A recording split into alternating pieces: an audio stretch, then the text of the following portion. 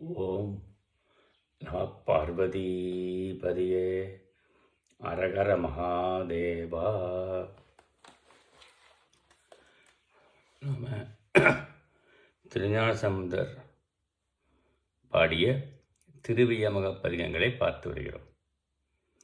பிரம்மபுரம் என்ற சீர்காழி ஏற்கனவே பார்த்தோம். நேற்றைய தினம் திருவேழுமலை பார்த்தோம். இன்றைய தினம் காஞ்சிபுரம் என்று சொல்லக்கூடிய திரு ஏகம்பம் என்ற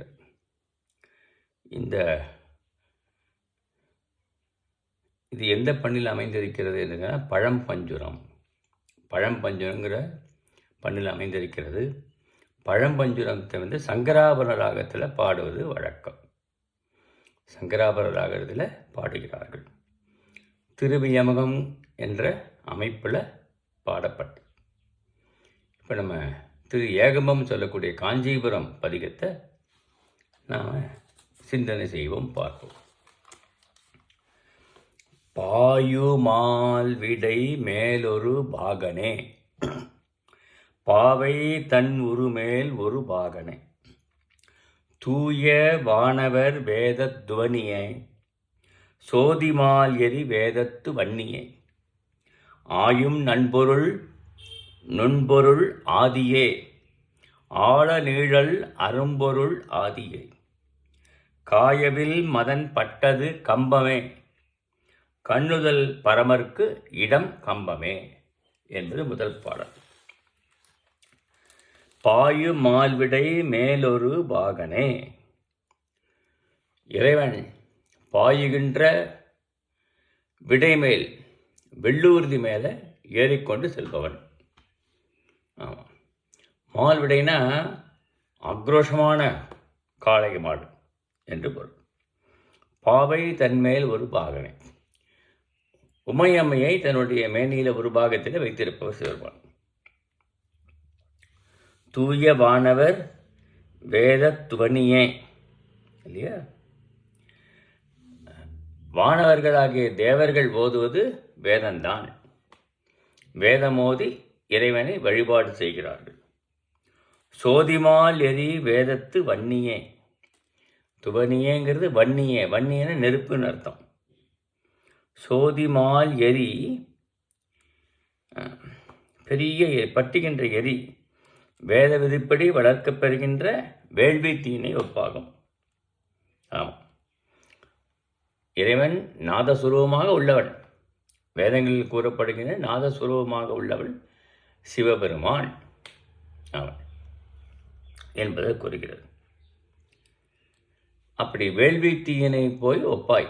என்ன பொருள்? வேள்வி தீயமும் நிறம் செந்நிறத்தை உடையவன் சிவபெருமான், தீ வடிவனன் சிவபெருமான் என்றெல்லாம் பொருள் கொள்ளலாம். ஆயும் நண்பொருள் நுண்பொருள் ஆதியே, நுட்பமான கருத்தாக உள்ளவன் அவன்தான். என்ன ஆராய்ந்து பார்த்தாலும் அந்த நுட்பமான கருத்துகளில் இருப்பவன் சிவபெருமான். அப்புறம் ஆழ நீழல் கல்லாழ மரத்தின் கீழ் அமர்ந்து கொண்டு சனத்குமார முதலிய 4 மௌனகுருவாக இருந்து போதித்தவன் என்று பார்க்கிறோம். இது தேவாரத்தில் நிறைய இந்த ஆழ நீழல் இருந்தவன் பற்றி நிறைய பாடல்கள் வருகின்றன. காயவில் மதன் பட்டது கம்பமே, இந்த மன்மதன் கரும்பு வில்லை கொண்டு அம்பு எய்துகிறான் சிவபெருமான் மேல். அப்போ நெற்றிக்கண்ணை திறந்து அவனை எரித்து விடுகிறார் என்று பொருள். அதுக்கப்புறம் கண்ணுதல் பரமருக்கு இடம். கண்ணுதல் நெற்றிக்கண்ணை உடைய சிறுமானுக்கு இடமானது கம்பம். கம்பம்ங்கிறது காஞ்சிபுரம். ஒற்றை மாமரம் தான் ஏகம்பம் என்று சொன்னாக்க, ஒற்றை மாமரத்தின் கீழே இருப்பவன் சிறுமான். அதான் ஏனா ஒன்று, கம்பம்னா மாமரம், ஏகம்பம் என்று. அடுத்தது பாடல் 2.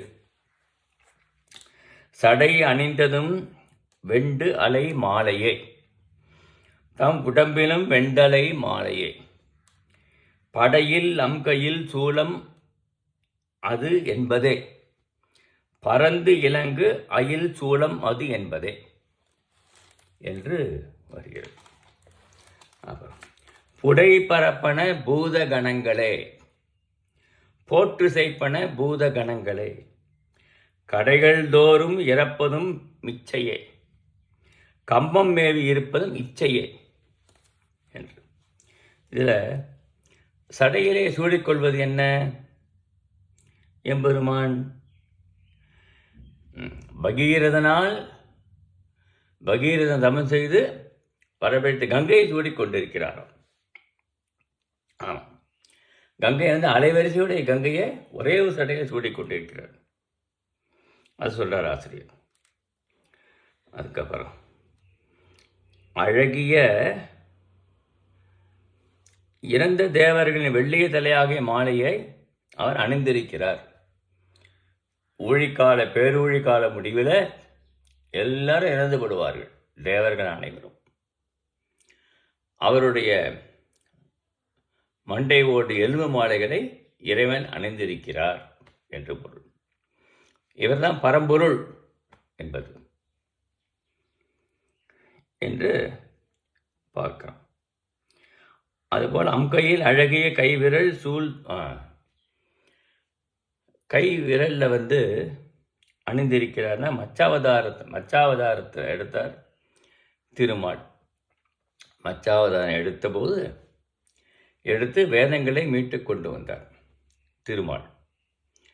அப்போது அவர் நாம இருந்ததுனால்தான் வேதத்தை மீட்டு கொண்டு வந்த முடிஞ்சது, கடலில் கொண்டொழிக்கப்பட்ட வேதத்தை என்று எண்ணினாராம். அதை அடக்கினவர் சிவருமான். அடக்கி அந்த அந்த விரலில் மோதிரமாக போட்டி கொண்டார். மச்சாவதாரத்தில் இருக்கிற மீனுடையது என்று சொல்கிறார். திருமாலின் கண்ணை, திருமாலுடைய கண்டன், மீனுக்கு கண்டு தான் முக்கியம், கண்களை எடுத்துக்கொண்டு மோதிரமாக போட்டுக்கொண்டார் என்று. பரந்திலங்கு அயில் ஒளிபர விளைகின்ற படைக்களம் சூளம்ங்கிறது அவருடைய கையில் இருக்கு. முத்தலை சூளம் கையில் இருப்பது. அப்புறம் அவர்களை சிறுமானுடைய சுற்றி இருப்பதெல்லாம் பூதகணங்கள் இல்லையா? ஆமாம், போற்று பூதங்கள் சிறுமான் சுற்றி இருப்பதில்லை, நமச்சிவாய நமச்சிவாய என்று போற்று செய்கின்றன சிவருமான. போற்று செய்ப்பன பூதகணங்களே, கடைகள் தோறும் இறப்பதும் இச்சையே.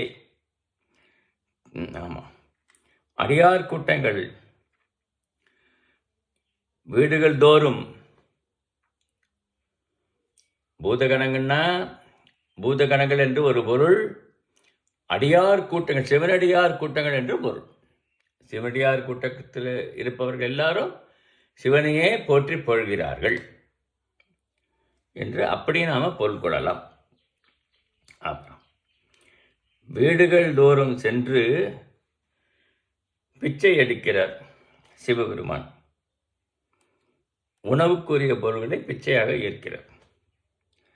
காஞ்சி கம்பம்னா ஏகம்பம், காஞ்சிபுரம் ஏகம்பத்தை மேவி இச்சையோடு ஆசையோடு மேவி அங்கு இருக்கிறார் என்று பொருள். அடுத்தது 3ஆம் பாடல். வெள்ளருக்கொடு தும்பை மிளைச்சியே, ஏறுமுன் செல தும்பை மிளைச்சியே, அள்ளி நீர் அது பூசுவது ஆகமே, ஆனமாசுனம் மூசுவது ஆகமே, புள்ளி ஆடை உடுப்பது கத்துமே, போன ஊழி உடுப்பது உகத்துமே, கல்வுலாம் மலர் கம்பம் இருப்பதே, காஞ்சி மாநகர் கம்பம் இருப்பு அதே. வெள்ளருக்கொடு, சிறுமான் வெள்ளருக்கு மாலையை சூடிக்கொண்டுள்ளார். அதோடு தும்பை மாலையை சூடிக்கொண்டிருக்கிறார். தும்பை பூக்கு அவ்வளோ விசேஷம். ஏறுமுன் சில தும்பை மிளைச்சியே இல்லையா? இடவ வாகனம் செல்லுமாறு அது கயிற்றை கூட்டுகின்றவன். கயிற்றை படுத்திக்கொண்டு ஏறிக்கொண்டு பவனி வருகிறார் அள்ளி நீர் அது பூசுவது ஆகமே. திருநீற்றை எடுத்து தன்னுடைய அங்கமெல்லாம் பூசிக்கொண்டுள்ளார் சிறுமான். ஆன மாசுனம் மூசுவது ஆகமே. மாசுனம்னா பாம்பு. பாம்பு ஆபரணங்கள்லாம் அவருடைய இடம்புகளை ஊறுகிறது. அவருடைய உடம்பு எல்லா இடத்துலையும் பாம்பு. தலையில் பாம்பு, குண்டனமாக பாம்பு, கழுத்தில் பாம்பு, கையில் கங்கணமாக பாம்பு, இடுப்பில் ஒட்டியானமாக பாம்பு, கோவணமே பாம்பு என்கிறார். இப்படி உடம்பு முழுவதும் ஆபரணத்தை அணிந்துள்ள பாம்பு. அது உடம்புல ஊர்ந்து செலுக்கிறது. புள்ளி ஆடை உடுப்பது கத்துமே. புள்ளியை உடைய ஆடையாக இறைவன் அணிந்து. புள்ளி ஆடைன்னா என்ன? மான் தோலை ஆடையாக அணிந்திருக்கிறார். புள்ளிமானுடைய தோலை ஆடையாக அணிந்திருக்கிறார். ஊழி, அப்புறம் போன ஊழி உடுப்பது உகத்துமை. பிரளய காலத்தில் தனுகரண புவன போகங்களை, அழியப்பெற்ற உயிர்களை தன்னுள் ஒடுக்கி கொண்டிருக்கிறார். அந்த ஊழிக்காலம் வருகிற போது எல்லாம் தனுபுவன போகம், எல்லா உயிர்கள் எல்லாம் அழிந்து போகும். அந்த உயிர்கள் தன்னுள் ஒடுக்கி கொண்டுள்ளவர் திருவான் என்று சொல்றார். இது ஒவ்வொரு யுகத்திலுமே நிகழ்வுதான். ஒவ்வொரு யுக முடிவிலும் நிகழும். அப்புறம் கல்லுலா மலர் கம்பம் இருப்பதே இல்லையா? தேன்புழி மலர்களை சுமக்கும் கம்பையாற்றங்களை இருப்பிடமாக உடையவர். அங்கே ஆறு, பாலாறு சொல்லக்கூடியதுதான் காஞ்சிபுரம். அதான் சொல்கிறார். தேன் சுவை மலர்கள் தான் அங்கே இருக்கும், அந்த ஆற்றங்கரையில் இருக்கும். காஞ்சி மாநகர் கம்பம் இருப்பது. காஞ்சி மாநகரத்தில் இருக்கக்கூடிய ஏகம்பத்தில் தன் இருப்பிடமாக கொண்டவர். அப்புறம் 4வது பாடல். முற்றல்லாமை அணிந்த முதல்வரே. மூரியாமை அணிந்த முதல்வரே. பற்றிவாள் அரவு ஆட்டும் பரிசரை. பாலும் நெய் உகந்து ஆட்டும் பரிசரை. வற்றல் ஓடு களம் பலி தேர்வதே. வானினோடு களம் பலி தேர்வதே. கட்டிலா மனம் கம்பம் இருப்பதே. காஞ்சி மாநகர் கம்பம் இருப்பதே என்று சொல்றார் ஆசிரியர். ஆண்டு முதிர்ந்த ஆமை ஓட்டினை அணிந்து கொண்ட தலைவர் இல்லையா? மூரியாமை அணிந்த முதல்வர் என்ன? பெருமை மிக்க நீராகிய கங்கை நீரை தலையணிந்தவர். அந்த மூரிங்கிறது கங்கை நீர், இங்கே ஆமை ஓடு இல்லையா? மச்சாவதம் எடுத்தார். அதுபோல் கூர்மாவதம் எடுத்து மந்திரமலை பூமி கடலில் அழிந்து போச்சு, அதை தாங்கி பிடித்தார் கூர்மாவதாரத்தில். அப்பொழுது நான் கூர்மாவதம் எடுத்து மந்திரமலை தாங்கினால்தான் தேவர்கள்லாம், அசுரர்களும் தேவர்களும் கடல் கடைந்து அமுதம் எடுத்தனர் என்று ஆணவம் கொண்டார் திருமால். அந்த ஆணவனை அடக்குவதற்காக சிவபெருமான் அந்த ஆமை ஓட்டை எடுத்துக்கொண்டு, ஆமைக்கு ஓடு தான் முக்கியம், அந்த ஓடை எடுத்து அணிந்து கொண்டார் தாலியாக. ஆமை தாலியார் என்ற சேவாரத்தில் அதிகமாக வரும். அங்கே மூரிங்கிறது இது, இங்கே மூரிங்கிறது கங்கை நீர் என்று நாம் சொல்லணும். பாம்பினை எடுத்து ஆட்டுபவர். தாருகாவன முனிவர்கள் எல்லாரும் ஆபிசார வேள்வி செய்து பாம்பினை ஏவினர். அந்த பாம்பினை ஒன்றும் செய்ய முடியாது, சிறுமாட்டை ஒன்றும் பண்ணாது. பாம்பை எடுத்து ஆட்டினாராம். அதனோட அடக்கினார், கோபத்தை அடக்கி போட்டுக்கொண்டார். அதுக்கப்புறம்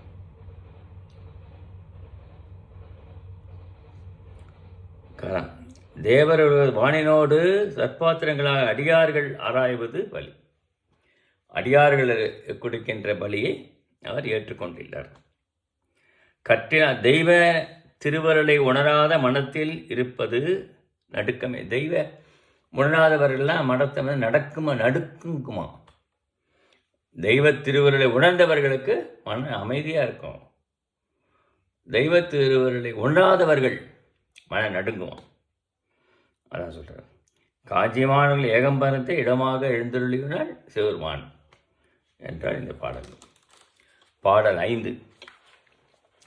வேடனாகி விசையர்க்கு அருளியே வேலை நஞ்சம் இசையில் கருளியே ஆடு பாம்பு அறை ஆர்த்தது உடையதே 5 பூதமும் ஆர்த்தது உடையதே கோடுவான் மதி கண்ணி அழகிதே குற்றமில் மதி கண்ணி அழகிதே காடுவாழ்பதி ஆவதும் உம்மதே கம்பமாபதி ஆவதும் உம்மதே என்று பாடியிருக்கிறார்.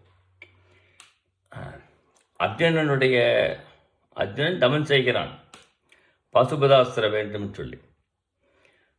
அர்ஜுனனுடைய அவனுடைய வீரம் பொருந்தியவனா என்பதை சோதிப்பதற்காக இறைவன் வேட்டுவ வடிவம் தாங்கி அவனோடு சண்டை போட்டார் இல்லையா? சண்டை போட்டு அவனுடைய ஆற்றலை உணர்ந்து அவனுக்கு பாசுபதாஸ்திரத்தை வழங்கியவன். வேலை நஞ்சம் இசையில் கருளியே இல்லையா? வேலைனா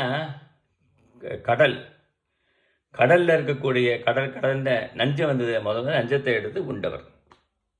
அது கருமையாக, அதனால் நெஞ்சம் வந்து கருப்பாக போச்சான். அதான் இறைவனுக்கு நீலகண்டம் என்று பெயர்.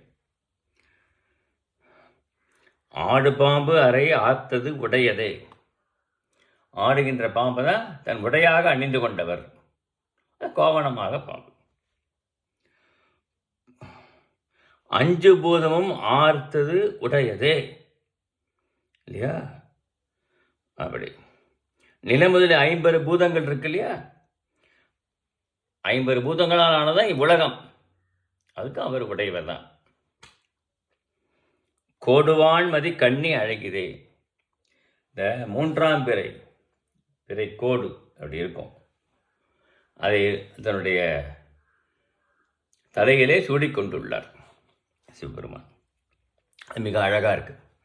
குற்றமில் மதி கண்ணி அழகிதே, பிறையாக முடியும், ஆகாயத்தில் இருக்க பிறை இருக்கே, அது அவருக்கு முடிமாலையாக மிக அழகாக இருக்கிறது என்று சொல்கிறார் ஆசிரியர். காடுவாழ் பதி ஆவதும் உமதே, சுடுகாட்டில் நீ வாழ்கின்ற பதியாக உடையாய். சுடுகாடுனா இந்த ஊழிக்காலங்களாம் இறந்த போனப்புறம் எல்லாம் எரிந்து போனப்புறம் சாமானிய சுடுகாடு அதான் மிஞ்சம். உலகமே சுடுகாடாக மாறிடும். இந்த கண்ணுக்கு பாருங்க, அண்ட சராசரங்கள் எல்லாம் அதில் இருப்பது சிவபெருமான் ஒரு தான் பரம்பொருள், அதுக்கு அதான் பொருள். சுடுகாட்டை வசிக்கிறார் என்று பொருள் இல்லை. ஊழிக்காலத்தில் உலகமே சுடுகாடாயிடும் அதில் இருப்பவர். கம்பமாபதி ஆவதும் உம்மதே, காஞ்சிபுரத்தை சேர்ந்த நகரமாக உடையவர் சேருமான். பாடல் 6.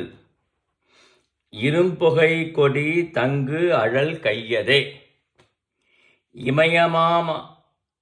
இமயமா மகள் தம் கழல் கையதே அரும்பு மொய்த்த மலர்புரை தாங்கியே ஆழியாண்டன் மலர்புரை தாங்கியே பெரும்பகல் நடம் ஆடுதல் செய்துமே பேதையார் மனம் வாடுதல் செய்துமே கரும்பு மொய்த்தது 7 கம்பம் இருப்பதே காஞ்சி மாநகர் கம்பம் இருப்பு அதே.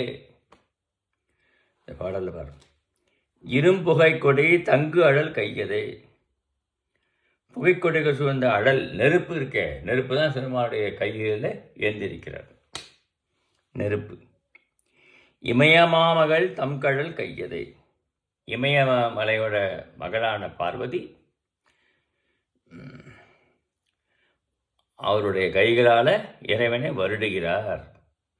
வருடி சிவப்பன மாமலரால் கைகள் என்று அப்பர் சுவாமி பாடுவார். அப்படி அருமமைத்த மலர்புரை தாங்கியே, அரும்பகம் சூழ்ந்த பாரத்தை தாங்கி இருப்பவர், அரும்புகளாக மலர் மாலைகளை எல்லாம் தாங்கி இருப்பவர் சிவருமான். பேதைமார் ஆழியான் தன் மலர்புரை தாங்கிய, அரும்பு மலர் மாலைகள்லாம் தாங்கியிருக்கிறார். ஆழினா சக்கரத்தை உடையவன் சிவருமான்,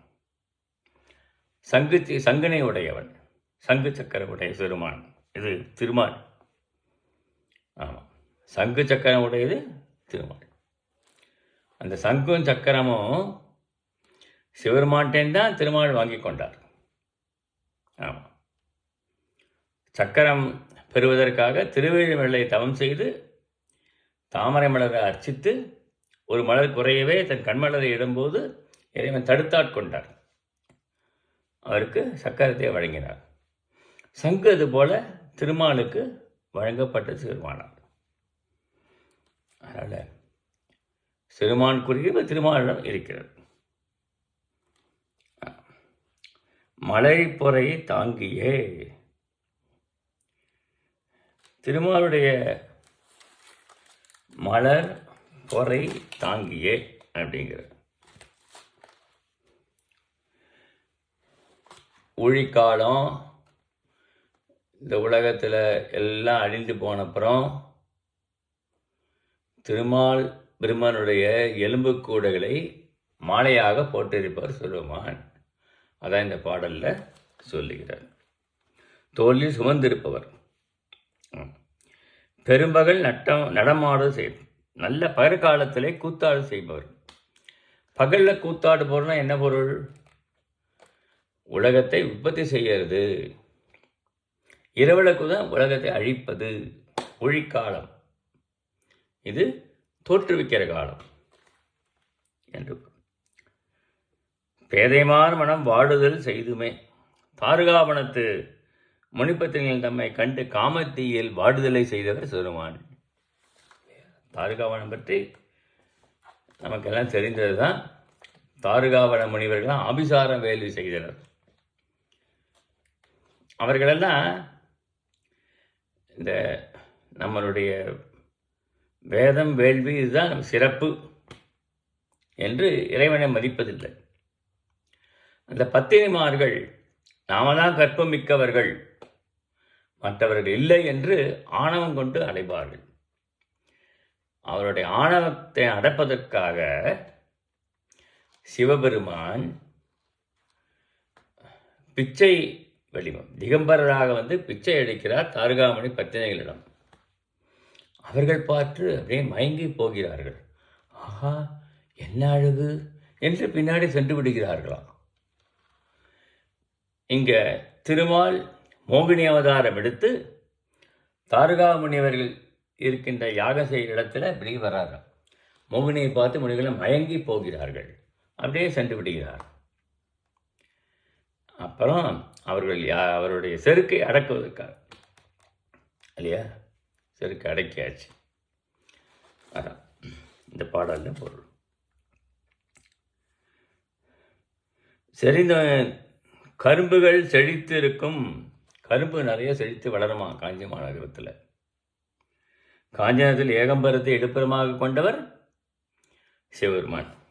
பாடல் 7.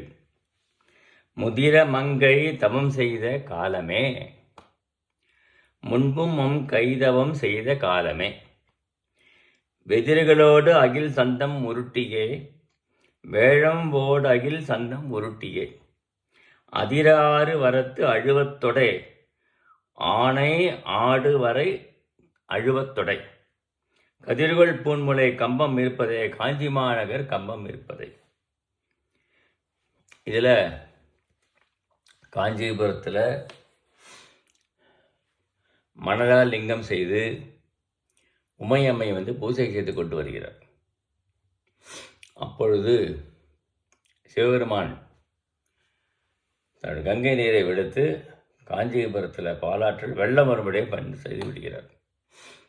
அப்படியே இந்த தழுவி கொண்டிருக்கிறாராம் உமையம்மன். அதனுடைய கதை தான், தொன்மம் தான் இதில் வருகிறது. மேகம் போன்ற நிறத்தையுடைய உமாதேவி கம்பையாற்றங்கள் தவம் செய்தபோது, கம்பையாற்றங்கரையில், கம்பைனா தான் இன்னைக்கு பாலாறு சொல்லக்கூடியார், தவம் செய்கிறார். முன்பும் மங்கையும் தவம் செய்த காலமே, இமயமனில் தவம் செய்த கிழவழியில் வந்து வஞ்சனை செய்தது போலவே. முன்ன பார்வதி தேவியாக இருக்கும்போது அங்கே இமயமலை தவம் செய்த போது கிழவடிவாக வந்து அவரை வந்தித்தார். அதுபோல நதியை, கம்பமான நதியை பெருக்கெடுத்து புரண்டோடச் செய்து அதற்குள்ள சந்தனம், அகில் முதலிய கட்டைகள்லாம் உருண்டு ஓடுகிறது. வேழம், யானை முதலிய விலங்குகள்லாம் அடித்து செல்லப்படுகின்றன. அகில், சந்தனம் எல்லாம் அப்படி எல்லாம் வருது. பஞ்சகவி அபிஷேகம் செய்ய சிறுமானை, பஞ்சகவைத்தினால் சிறுமானுக்கு அபிஷேகம் செய்வது. ஆனஞ்சு ஆட்டுவந்தானை என்பார் தேவாரத்துலாம். அதுபோல் அப்படி உமாதேவி தொடுதலால், தழுவதற்கு தொடுதலால் ஒளிவீசும் அணிகளன் அணிந்த முளைத்தழும்பு அவர் உமையம்மை என்ன செய்கிறாராம், அப்படியே இறைவனை கட்டி கொள்கிறாராம். அவருடைய மார்பக தழும்பானது சிறுமான் மேலே பட்டு விடுகிறது, அப்படியே இருக்கிறது. அத்தகைய சிறுமான் காஞ்சிமரத்தில் வெற்றிருந்து அருள் சுரைக்கிறார். இந்த பாடலில் உமையம்மை காஞ்சிபுரத்தில் காமாட்சி அம்மன் இறைவனை தவம் செய்த, இறைவனை கட்டிக்கொண்ட அந்த துன்பம் கூறப்பட்டுள்ளது. பாடல் 8. பண்டு அரக்கன் எடுத்த பலத்தையே, பாய்ந்து அரக்கன் எடுத்த அபலத்தையே, கொண்டு அரக்கியதும் கால் விரலையே, கோல் அரக்கியதும் கால்வி இரலையே, உண்டு உழன்றதும் முண்ட தலையிலே, உடுபதிக்கு இடம் உண்டு அத்தலையிலே, கண்டம் நஞ்சம் அடக்கினை கம்பமே, கடவுள் நீ இடம் கொண்டது கம்பமே. இப்போ ராவணன் கைலாயமலை பெற்ற நிகழ்ச்சியை சொல்லுகிறார். பண்டு ராவணன் கைலாயமலையை தூக்கி வலிமையை மேற்சென்று சிதற வித்தலால் நடுத்த மிக்க வலிமையினை கொண்டு அவன் கொள்ளுமாறு, வலிமையை கொண்டு அவன் வந்து கைலாயமலையை பேர்த்து எடுக்கிறான். காலுள்ள சிறு விரலால் ஒரு சிறு அழுத்துகிறான் இல்லையா? அப்படி அழுத்தி தேய்த்து விடுகிறார், அவனுடைய மாட்டிக்கொண்டு விடுகிறார். மாட்டிக்கொண்டு நெடுங்காலம் அழறான். அப்படி வலிமையாகாமல் அழுறதுனால அவனுக்கு ராவணன் என்றே பெயர். அதற்கப்புறம் தான் சாமகானம் பாடி இறைவனை மகிழ்வித்து அவனிடம் வாழ்நாள், முக்கோடி வாழ்நாள்லாம் பெறுகிறான் என்பதை பார்க்கணும். அந்த பாட்டு தான் இப்போ கக்கி. முனிவர் எவரால் தம்மை தாக்கும் பொருட்டு, தாருகாவணி முனிவர்கள்லாம் ஏறி தாக்கும் பொருட்டு அந்த மானை எழுகிறார்கள். அந்த மான் வேகமாக வருகிற மானை இடக்கையிலேயே இந்த வலிமையை அடக்கி ஏந்திக் கொள்கிறார். இரளைன மான் உண்டு உழன்றதும் உண்ட தலையிலே. அவர் பிரம்மருடைய மண்டை ஓட்டில் பிச்சை பாத்திரமாக பிச்சையற்று அதில் உணவினை உண்பவர். உடுபதிக்கு உடம் உண்டு. உடுபதினா சந்திரன். சந்திரனும் தலையிலே வந்து இருக்கிறார் என்று பொருள். கண்டம் நஞ்சு அடக்கினை கம்பமே. நஞ்சினை எடுத்துக்கொண்டு கண்டத்திலே அடக்கியவர் நீலகண்டன் என்று திருநாம் பெற்றவர். காஞ்சி மாநகரத்தை வீட்டிலிருந்து அருள் சிறப்பவர் ஏகம்பநாதர் என்று இந்த பாடலில் சொல்லுகிறார். அடுத்த பாடல் தூணியான சுடர்விடு சோதியே, சுத்தமான சுடர்விடு சோதியே, பேணிவோடு பிரம பறவையே, பித்தனான பிரம பறவையே, சேனினோடு கீழ் ஊழி திரிந்துமே, சித்தமோடு கீழ் ஊழி திரிந்துமே, காண நின்றனர் உற்றது கம்பமே, கடவுள் நீ இடம் உற்றது கம்பமே. இப்போ இந்த பாடலில் திருமாலும் பிரமனும் அடிமுடி காணப்பட்ட துன்பமானது இதில் பேசப்படுகிறது.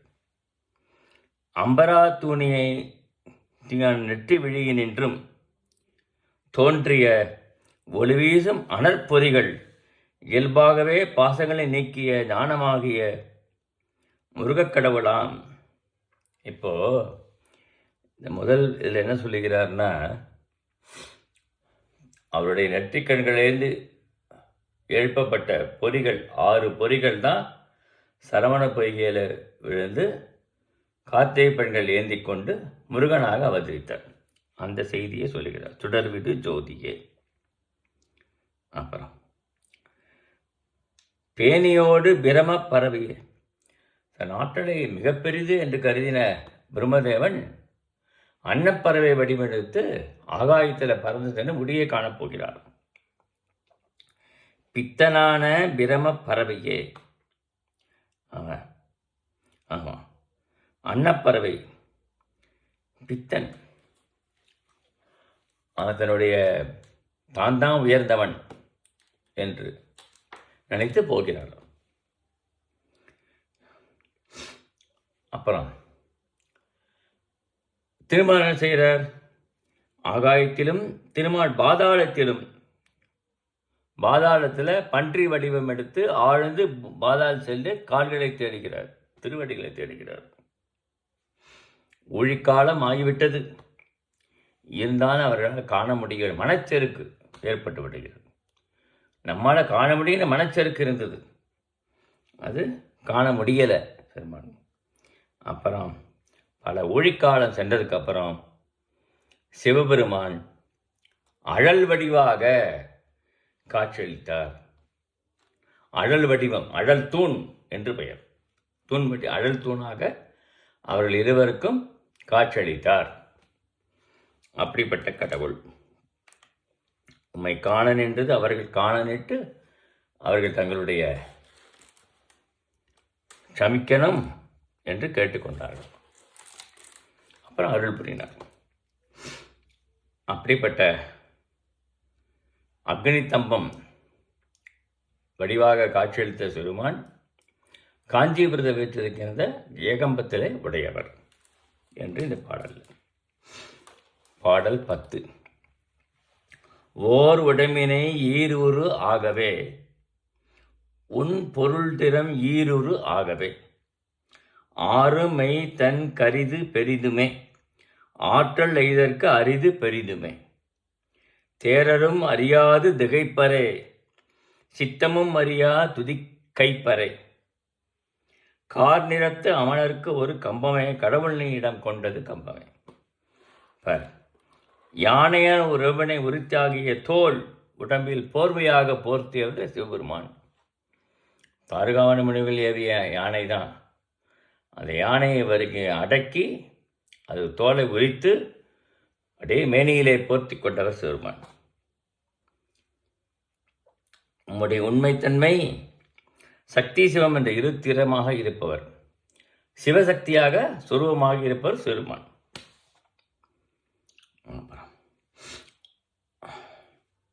என்று பார்க்கிறோம். கரிய நிறம் மிகவும் ஒளிவாய்ந்தது அடியவர்தம் சுயமுயற்சியால் கிட்டுவதற்கு திருவடி. யாராலும் கிட்டுவதற்கறியாத திருவடி இருக்கே, யாராலும் கிட்டுவதற்கறியாது. ஆனால் அடியார்களால் முடியும். அடியார்களால் இறைவனுடைய திருவடிகளை எய்த முடியும். அவருடைய மனத்து இல்லை திருவடிகளை வைத்து ஊசிப்பவர்கள், திருவடிகளை சரணமாக உடையவர்கள் அடியவர்கள் என்று இந்த சொல்லுகிறார். தேரரும் அறியாது திகைப்பரே. ஆமாம், சித்தமும் அறியா துதி கைப்பறை. அதாவது பெருமை அறியாது புத்தர்களெல்லாம் அவனோட பெருமை அறிய மாட்டார்கள். அறியாது கையில் பிச்சை எடுத்து உண்பவர்கள் அவர்கள்லாம். திகம்பரமாக திரிபவர்கள் அவர்கள் அவனுடைய பெருமையை அறிய மாட்டார்கள். உம்மை துதித்தலை வெறுப்பவர்கள், உம்மை துதிப்பதிலே வெறுப்பாக இருப்பவர்கள் அவர்கள். கரிய நிறத்திலான சமணர்கள், கரிய நிறம் கொண்ட சமணர்கள் உம்மையும் வெறுப்பவர்கள், அவர்கள் உம்மை வெறுப்பவர்கள். சமணர்களும் புத்தர்களும் இறைவனை வெறுப்பவர்கள். அப்படிப்பட்ட நீ அவர்களுக்கு நடுக்கத்தை கொடுப்பவர்கள் சமண பௌத்தர்களுக்கு. அப்படியோட சிவருமான் கோயில் கொண்டுள்ளது காஞ்சி மாநகர் கம்பம். பாடல் 11. கந்தமார் பொழில் சூழ்தரு கம்பமே, காதல் செய்பவர் தீர்த்திடு உகு அம்பையே. அம்பமே, காதல் செய்பவர் தீர்த்திடு உரு அம்பமே, புந்தி செய்வது விரும்பி புகழியே, பூசுரந்தன் விரும்பி புகழியே. அந்தமில் பொருள் ஆயின கொண்டுமே, அண்ணலின் பொருள் ஆயின கொண்டுமே. பந்தன் இன்னியல் பாடிய பத்துமே, பாட வல்லவர் ஆயின பத்துமே என்று இந்த பாடலில் இந்த பாடலுடைய பொருள் பார்ப்போம்.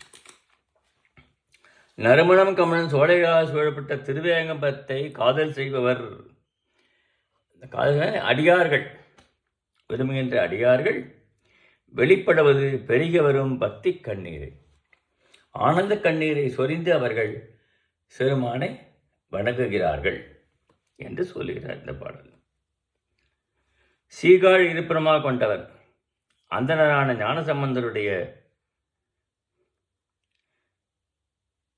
ஞானசம்பந்தர் விரும்பி சரண்புக்க இடமானவர் சிறுமான். சீர்காழி இருப்பிடமாக கொண்ட ஞானசம்பந்தர் விரும்பி அவரை அடைந்தார். அழிவில்லாத பொருளாகிய இறைவன் அழிவில்லாத பொருள், ஆதி அந்தம் இல்லாதவன் உடைய புகழை கொண்டு ஞானசம்பந்தன் இனிய இயல் இசை பாடிய 10 பாடல்களையும் பாட வல்லவர்கள் எப்படிப்பட்டவர்கள்? பக்தி செலுத்தும் வகையில் பலவும் ரொம்ப பக்தர்கள், அடியார்கள். இவருடைய பாடல்களை இந்த 11 பாடல்களையும் 6 பக்தி சக்தியோடு பாடுகிறார்களோ, காஞ்சிபுரம் சென்று இறைவனை வணங்குகிறார்களோ, ஏகாம்பரநாதனையும் கஞ்சி காமாட்சி அம்மையை வணங்குகிறார்களோ, அவர்கள் என்றென்று இறைவனுடைய திருவடியார்களாக இருப்பவர்கள் என்று இந்த பதிகத்தை முடிக்கிறார் சம்பந்தர் பெருமான். ஓம் பார்வதி பதியே அரகர மகாதேவா. ஓம் ஓம் ஓம்.